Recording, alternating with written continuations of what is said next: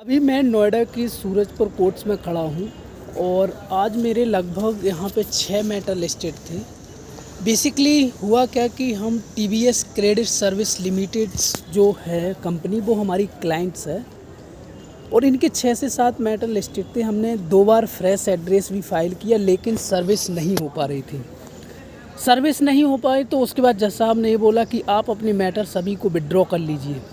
तो मैं आपको बताता हूँ कि बेसिकली जब भी हम फ्रेश एड्रेस फाइल करते हैं और फ्रेश एड्रेस पे भी जो सर्विस है वो कंप्लीट नहीं हो पाती है, तो फिर हमारे पास क्या रेमेडीज़ हैं। क्योंकि अगर हम एग्जीक्यूशन पिटीशन जब लगाते हैं तो सर्विस होना कम ज़रूरी है, क्योंकि जब तक सर्विस नहीं होगी तो आप अपना पैसा वापस कैसे लेंगे।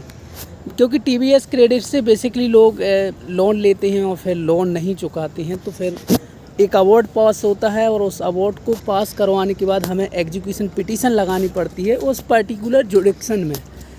तो ऑनरेबल कोर्ट सूरजपुर का यहाँ पे जुडिक्शन बनता है। जितने भी नोएडा से संबंधित जितने भी लोग हैं जो यहाँ पे रहते हैं, तो बेसिकली उसके लिए फिर मैंने प्रेयर की दस्ती नोटिस के लिए। दस्ती नोटिस में बेसिकली क्या होता है कि आपका बैंक या आपकी जो भी अथोराइजेशन जो अथोराइज रिप्रेजेंटेटिव है वो जाएंगे और बाय हैंड उस व्यक्ति को दे के आएंगे और फिर एफिडेविट में हम बता देंगे कि हमने दस्ती नोटिस कर दिया है, सर्विस जो है वो कंप्लीट हो चुकी है।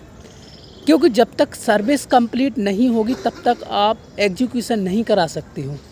और देश में सबसे बड़ा ख़तरनाक सबसे यही है किसी भी चीज़ को एग्जीक्यूट करवाना। क्योंकि एग्जीक्यूट नहीं हम करवा पाते। हम सीपीसी में आप सीपीसी में ऑर्डर 21 पढ़ेंगे और लगभग उसमें 105 या 6 रूल्स हैं जो कि एग्जीक्यूशन की बात करते हैं कि कैसे हम एग्जीक्यूट करेंगे चीज़ों को। एग्जीक्यूशन के लिए प्रक्रिया यही है, सबसे पहले तो उस व्यक्ति को सर्विस होने चाहिए।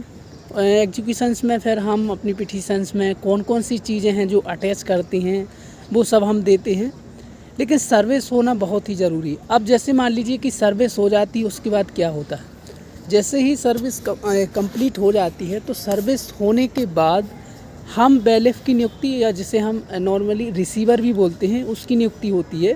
फिर उसके बाद रिसीवर, अथोराइज रिप्रेजेंटेटिव और बैंक का कोई भी व्यक्ति मतलब और पुलिस जाएगी और उनकी जो आइटम्स हैं उनको अटैच कर लेंगे। हम ऐसे आइटम को अटैच कर लेंगे जिससे कि हमारी पूर्ति हो सके, हमारा जो लोन है जिन्होंने लोगों ने लिया वो चुक सके। बैंक के जितने भी इंश्योरेंस कंपनियां हैं, सभी कंपनियों के सामने यही सबसे बड़ा चैलेंज है कि लोग लोन लेके इधर उधर भाग जाते हैं, फिर लोन नहीं चुकाते हैं। फिर जब कोर्ट में वो केस फाइल तो कर देते हैं, लेकिन जब एड्रेस नहीं मिलता है तो हमें या तो मैटर को विड्रॉ करना पड़ता है। मैटर को विड्रॉ नहीं करते तो फिर कोर्ट खुद डिसमिस कर देते हैं। क्योंकि जब अल्टीमेटली आपके पास कोई रेमेडी नहीं बचती है तो फिर कोर्ट यही बोलता है कि आप मैटर को विड्रॉ कर लें। तो इससे फिर क्या होता है, फिर जो बैंक है या फिर जो कंपनियां हैं उनका ये नुकसान हो जाता है। तो ये बहुत बड़ा चैलेंज है सबके सामने, किसी भी चीज़ को एग्जीक्यूट करवाना, सर्विस करवाना। तो अब हमारे मैटर में फ़िलहाल हमने आज दस्ती नोटिस कर दिया है। दस्ती नोटिस लेके अब हमारी जो कंपनी है उनको हम दे देंगे, तो वो बेसिकली जाएंगे और कंपनी की जो अथोराइजेशन जो रिप्रेजेंटेटिव हैं वो अब दस्ती नोटिस करेंगे। दस्ती नोटिस हो जाएगा, उसके बाद देखते हैं हम फिर कोर्ट से आगे प्रेयर करेंगे कि हमने सर्विस कर दी है। उसके बाद कोर्ट जो है रिसीवर की नियुक्ति कर देगा किसी जो चीज़ें अटैच हमें करना है उनके लिए। Thank you everybody watching this video and stay connected.